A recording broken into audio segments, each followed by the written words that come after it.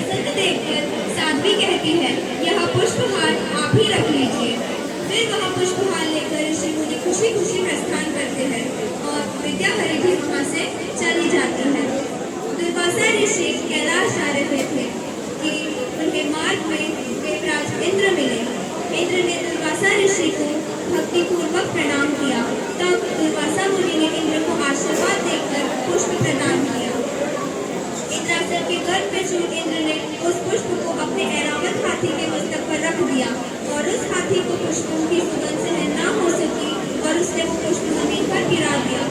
इंद्र द्वारा पुष्प का तिरस्कार होते देखकर दुर्वासा ऋषि के क्रोध की सीमा न रही और उन्होंने देवराज इंद्र को शक्तिहीन होने का श्राप दे दिया।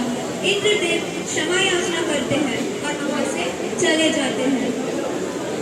और अब ब्रह्मा जी का आगमन होता है और देवराज इंद्र ब्रह्मा जी के पास आते हैं और दुर्वासा मुनि को प्रणाम करते हुए श्राप के बारे में विस्तार पूर्वक बताते हैं। तब ब्रह्मा जी बोले, देवेंद्र, भगवान के भोग रूपी पुष्प का अपमान करने के कारण रुष्ट होकर दुर्वासा मुनि ने तुम्हें श्राप दिया है। तुम्हें पुनः प्रसन्न करने के लिए तुम भगवान नारायण की कृपा दृष्टि प्राप्त करो। इस प्रकार ब्रह्मा जी ने इंद्र को आश्वस्त किया। भगवान विष्णु अंतर्शय में आराम कर रहे होते हैं। ब्रह्मा जी और इंद्रदेव उनके पास आते हैं। ब्रह्मा जी कहते हैं, भगवान, आपके श्री चरणों में हमारा बारंबार प्रणाम।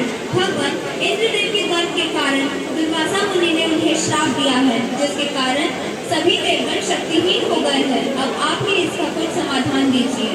भगवान विष्णु बोले, भगवान, चिंतित न हो, मैं हूँ। मेरी बात ध्यानपूर्वक सुने। इस समस्या का केवल एक ही उपाय है। आप लोग असुरों के पास जाकर समुद्र मंथन के लिए आमंत्रित करें।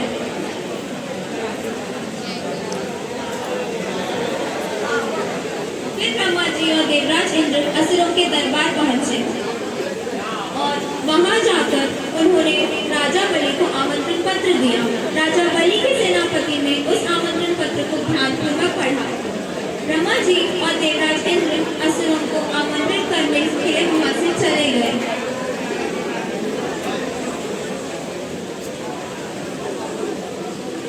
और फिर मंथन का दिन आया। वहां मद्रांचल पर्वत, देवगण और असुरगण उपस्थित हुए। मद्रांचल पर्वत के एक ओर असुरगण और एक ओर देवगण खड़े हुए। इस प्रकार मद्रांचल को मथनी बनाकर देवताओं और असुरों ने क्षीर समुद्र का मंथन आरंभ किया।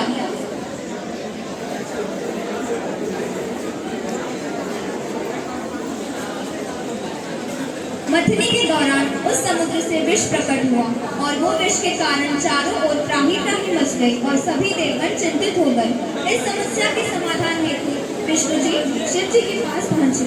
वे बहुत चिंतित थे। विष्णु जी को चिंतित देख शिव जी सोच में पड़ गए। विष्णु जी बोले, महादेव, मंथन के दौरान समुद्र से विष प्रकट हुआ और वो चारों ओर फैलते ही जा रहा है। इस कारण सब पर बहुत बड़ी विपदा आ गई है। कृपया इसका कुछ समाधान निकालें। शिव जी बोले, आप चिंतित न हो, मैं इस समस्या का समाधान निकालता हूँ। चलिए। शिव जी और विष्णु जी समुद्र मंथन के स्थान पर पहुंचे। शिव जी क्षीर सागर में से निकला हुआ विष ग्रहण करने के लिए आगे बढ़े और सारा विष ग्रहण कर लेते हैं। और वह विष जैसे ही उनके कंठ तक पहुंचता है, माता पार्वती चिंतित हो जाती है और विष को कंठ से नीचे उतरने से रोक लेती है। सभी देवगण खुश होकर हवाई करने लगते हैं।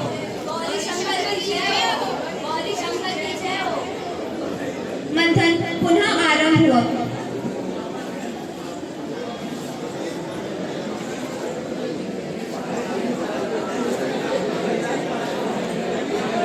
इस बार मथनी के दौरान समुद्र से अमृत प्रकट होता है और फिर शातिर असुर अपनी चालाकी से अमृत उठाकर भाग जाते हैं।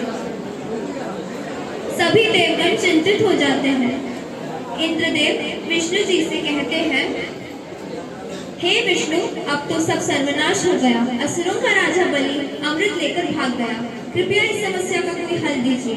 विष्णु बोले, चिंता मत कीजिए, मैं हूँ, आइए। असुरों का राजा बलि अपनी सेना के साथ राज्य में आता है और चुराए हुए अमृत को देखकर बहुत प्रसन्न होता है और फिर विष्णु जी मोहिनी का रूप धारण करके असुरों के राज्य में आते हैं। मोहिनी को देखते ही राजा प्रभावित हो जाता है और पूछता है कि हे सुंदरी, तुम कौन हो? सुंदरी कहती है, मेरा नाम मोहिनी है। असुर कहता है, तुम मोहिनी नहीं, मनमोहिनी हो, हमें तुम्हारा नृत्य देखना है, आरंभ करो।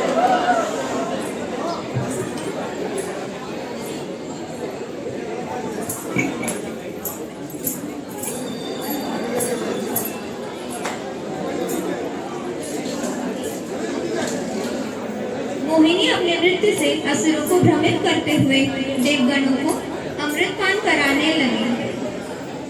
असुर उनके नृत्य में ऐसे भ्रमित हुए कि अमृत पीना ही भूल गए। भगवान की इस चाल को राहुल नामक दैत्य समझ गया। वह चालाकी से देवगणों में जाकर बैठ गया और मोहिनी ने उसे अमृतपान पिला दिया। तत्पश्चात विष्णु जी उस असुर की चाल को समझ गए और क्रोधित होकर वह अपने विष्णु रूप में प्रकट हुए और तत्काल अपने सुदर्शन चक्र से उसका सिर धड़ से अलग कर दिया। अमृत के प्रभाव से उसका सर और धड़ राहु और केतु नाम के दो ग्रह बनकर अंतरिक्ष में स्थापित हो गए।